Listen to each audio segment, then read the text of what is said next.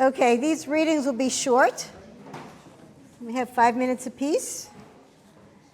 And I'm going to start with a poem which was originally printed in my book Voice Lesson, was slightly revised for the Epistemic Review. It's called Butcher Shop. I worked in my father's butcher shop only once, scooped shiny brains into plastic bags, arranged them carefully like pale jewels in the glass-fronted display case, a snow-white coffin filled with orderly chickens, beef livers, loins, and an eyeless lamb's head, so quiet. My father didn't want me near his twitchy smell, stained fingers and red-rimmed, half-mooned nails, sharpened gray carving knives, his sawdust, his Formica walls with their pink blood wash. He didn't want me to see him sweat as he hooked carcasses to a refrigerated ceiling. The next one is A Thin Slice Among Impressions. It's a cento, which is a work that's made up of quotations from other works. A thin slice among impressions. If you let me, I'll drive you back to the fairgrounds. Leaning her burning brow on his shoulder, she could only say, I want to live. After that, regarding their life and death, I know absolutely nothing. Just some movements inside the light and then a slinking away. And that was just published in Spare Parts Literary. Night Market. I crossed the bridge and entered the market. The bridge closed at sunset. I saw a nightingale on a papaya. I purchased a moonstone bracelet from an ebony stall. I found a doll made of sticks. I traded it for an obsidian ring. I cry for my mother every Wednesday, the day she wove sparrow feathers into mirrored yarn. Ducks hang from red thread and drip fat into hammered pots. I found paperback books from Sicily, trampled and muddied. I eyed a white-breasted song sparrow lost among old carpets. Bells ring for monks looking for rice. I asked them to pray because I lost my son at midnight. I found my son dancing to 5 ticking clocks stacked on a gold blanket. Someone needed a doctor after eating a raspberry. Someone was eating from a plate of sturgeon strewn with red onion. I found a hidden shop filled with persimmons. I found a brace of geese, heads dangling over the butcher block. I found 3 oranges quivering in moonlight. The night market lasted till dawn. And that's upcoming in the Raw Arts Review. And the last one is called Attar of Petals. Attar is just essence or fragrance. Attar of Petals. What was in his pockets? Among unknown receipts, the thing he left for me, the rose he tore for me, the fragrance, the attar of petals. Pears and peaches tumble down and spill across the table. The moon is dark. I will love him until feral cats cross the seas from Rome and overtake Wall Street, and walk among abandoned trash, the coffee cups, and the rotted attachés. I will love him until iron coffers are so full they break apart and gold and silver fall into the Hudson River. Thank you.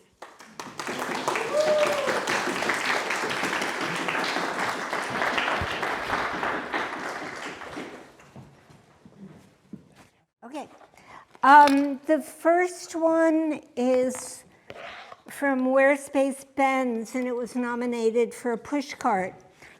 It's about Plum Island, and it's about Lyme disease and where it started. First bought for a coat, a barrel of biscuits, and 100 fish hooks. Named Manitowoc by Pequot Nation for beach plums that grow by its shores. Its 840 acres teem with osprey, kestrel, loons, Canada geese, gulls, ticks, white-footed mice, deer, and 70 government buildings where high hazard pathogens are handled through steel windowed boxes with glove inserts for experiments. Lab 257's Germ Warfare Research Laboratories. Migrant birds swoop among animals injected with virus vaccines fed in open-air troughs. A Bio-Level 3 animal disease lab. They study tick warfare as deer swim 2 miles from Lyme to forage for food. Outside the lab, seagulls pick at dead birds on the ground, fly between island and mainland. Across the sound, my parents suntan on aluminum beach chairs. Sand burns the bottom of their feet. Mama hands out salami on white bread from a wicker basket.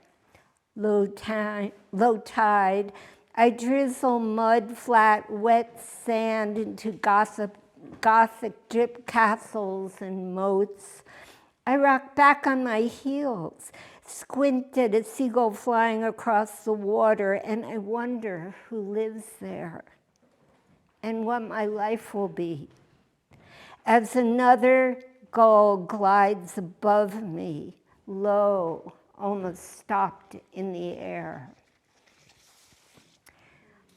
My next 4 poems are from Civil Twilight. This is the card of it, and it's the one that won the first prize from Blue Light Press in 2022, so it was published in 2023. Thank you, Blue Light Press. And the project, I was going through a hard time, so I made a project, and I never thought it would be published, but the project was 30 poems. Every poem had 30 words. Don't try that, ever.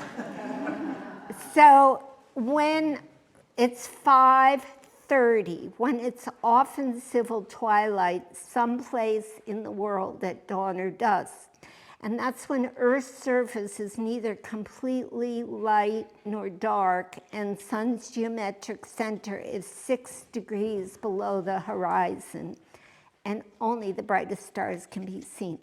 So each poem, 30 words, they're very short. 1, quicksilver lilies. Baby squirrel, curl broken, arms clawed out against earth rocking. Eyes open, I brace myself in sleep. Rosehip bramble shred raw an opaque glimmer of summertime, shattering gossamer, silencing mist. 2, Space Capsule Chronicles. Silver halo of skin, human silhouette ebony against solar eclipse. Pilot past yellow umbrellas, cantilevered constellations, blossoming glass clouds spread, and elliptical galaxies, until you can unlock forgotten secrets of breath. 3, fireworks of the field. Whirl in embroidered linens by river's edge as if it were yours. Butterflies glitter among corn, bottle bush, soy, tonguing opalescent wings, weaving filaments, unexpected colors everywhere into a flickering chorus. 4. Divisions of solitude. Shallow sheets creased white, we dream apart the length of days. Trace remote outlines of plants through 1,000 gardens until the road becomes clear. Nothing could be more now. Thank you all.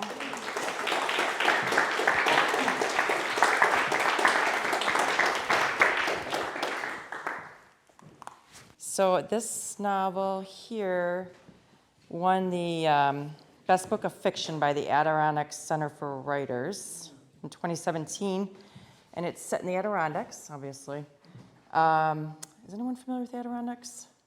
So have you ever heard of Great Camp architecture, the Durants? Okay, so I wrote a trilogy on the Durants. This is the third book in the trilogy, and so I'll just, real short. Eagle's Nest, Adirondacks, 1931, Harold Hochschild. I came upon him standing in my garden overlooking the lake. His silhouette reminded me of a young tree without its leaves, tall and lean, bowed in places from the wind. He was staring into the distance at the frothy white caps, or perhaps the two loons bobbing up and down on top of them. I thought he might be lost, or maybe a father of one of the workmen or servants. I called to him. He turned toward me, and I walked closer to ask what or who he was looking for.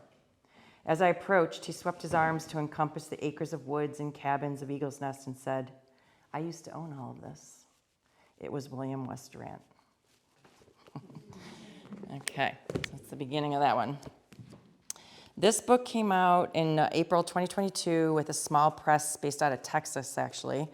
And it is set in the Smoky Mountains, and it is set during the time period when the Smoky Mountains were being transitioned to a national park. So there were many people living there that were basically forced out by the government so that they could make the national park. So it's set during the Great Depression era. And this is 1926, right before the Great Depression.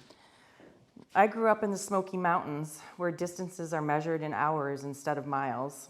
My father could point out the nearest cabin just by scanning the horizon, seeking a tendril of chimney smoke snaking its way past the tree line. His family owned Taylor Valley, and an extended family of sisters and cousins all made it their home. As a result, I was never more than a day's hike from a relation. His sense of direction was uncanny. We would hike up the side of a mountain, and when we came to a clearing, he'd point in any direction and tell me what lay in that direction. "See over there, Ben," he'd say, "that's the state of North Carolina." I'd focus where he pointed and see nothing but waves of green forest capped with blue haze. "How do you know it's not still Tennessee?" "Son, you live in these mountains and you just know where one thing ends and the other begins." Every spring, Pa took a trip to check on his ginseng plants in a grove of old trees high up above in a ravine. The year I turned 13, I went with him. We left while the moon and stars were dim memories, in the brief time between night and dawn, the wind talking to the trees, and the mountains, phantoms in the mist. We took Cherokee trails that plunged into the thick woods, following the path of least resistance, razor backing along precipices that brought my stomach to my throat whenever I glanced down. I thought hiking would tire him out, but he never wavered during the trip. He kept up his banter as he loped along, informing me about the history of the Taylors and their adventures.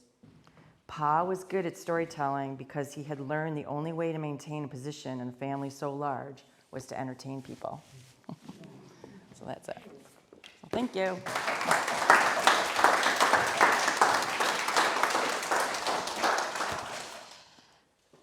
I'm Elizabeth Koster, and this is a really short essay from a magazine called River Teeth. It's a section of the magazine called Beautiful Things, and so this is under 250 words. It's called Still Life.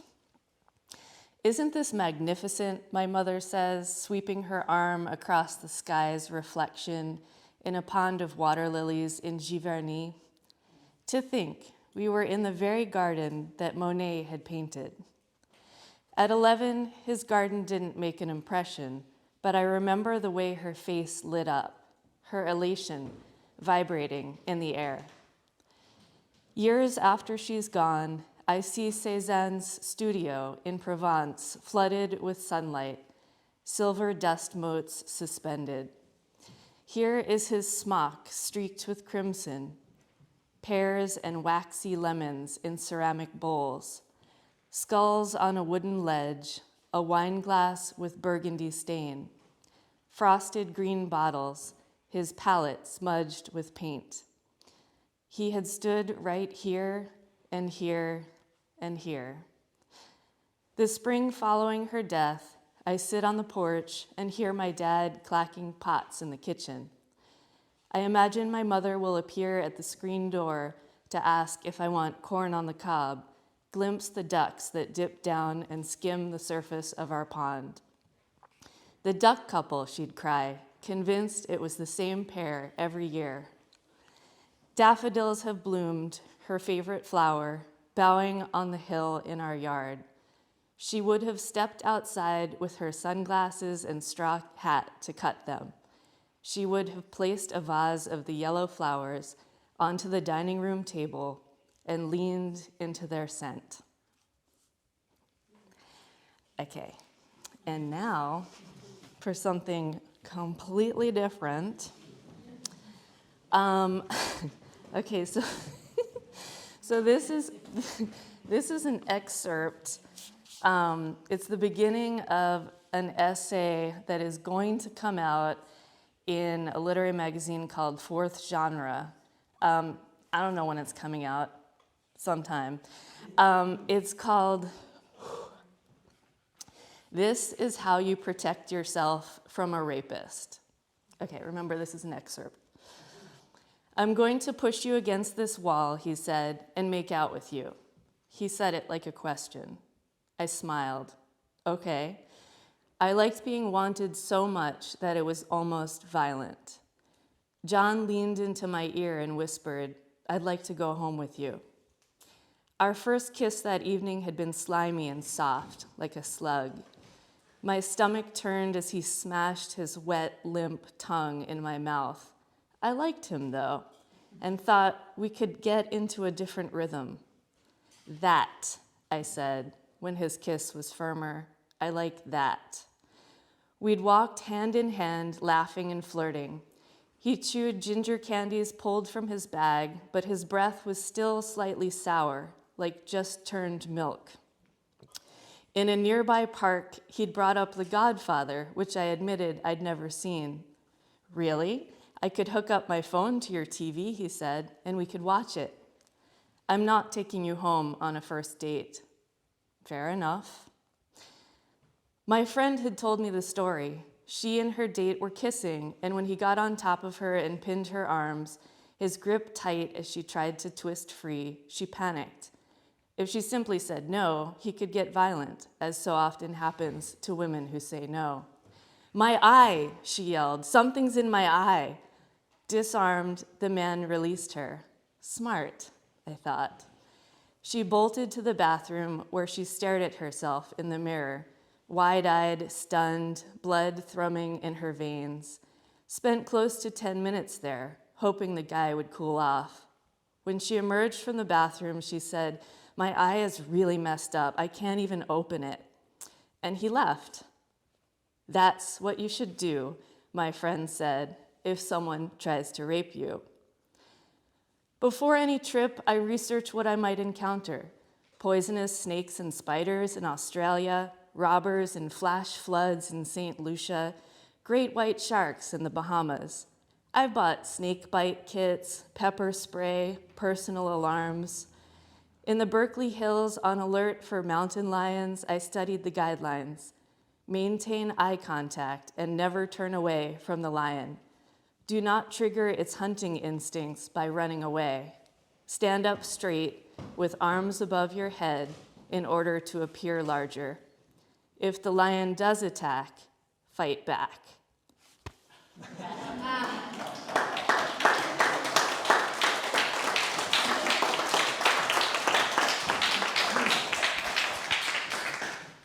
So because I'm doing forms, I figured I would read 3 sonnets.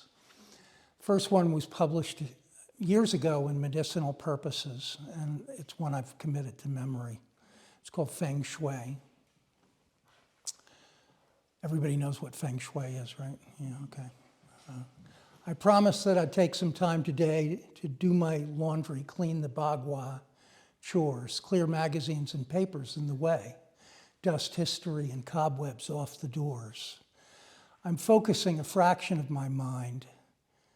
The future is obscured by artifact, yet meditation makes the time unwind, releasing all the tension from my back.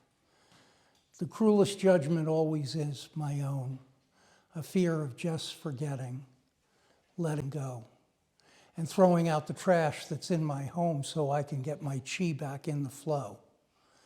My stuff piles up, it's such a sad reflection. I'll drag it out and start a new collection.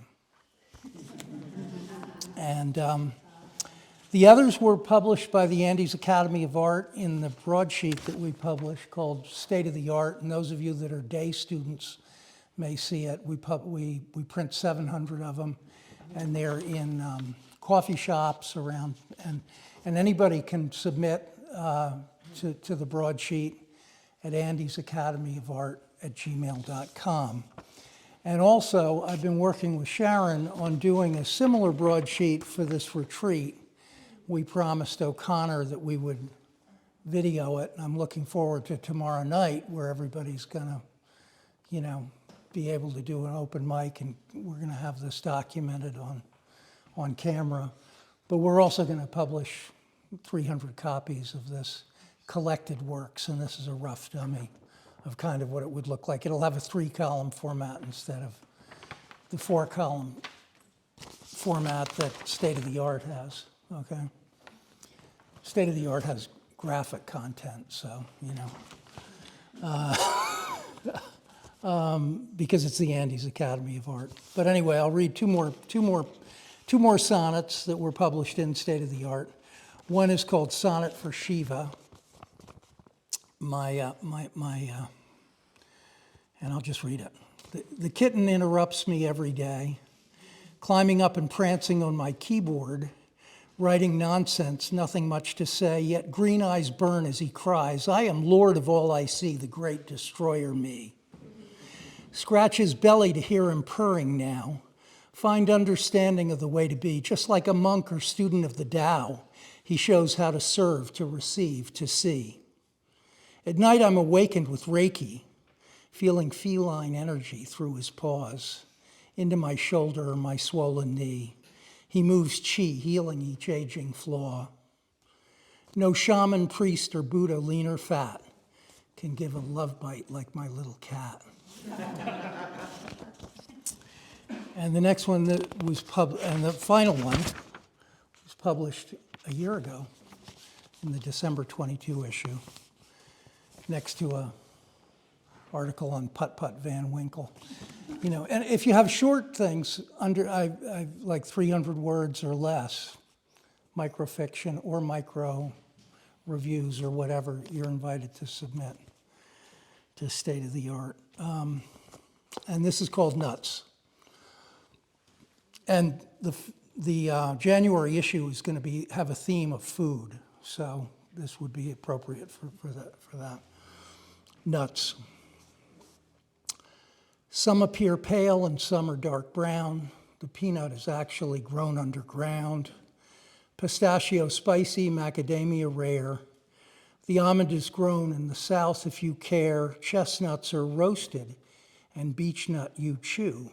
Some are just toasted with salt. The cashew is soft like pine nut in pesto's strong flavor.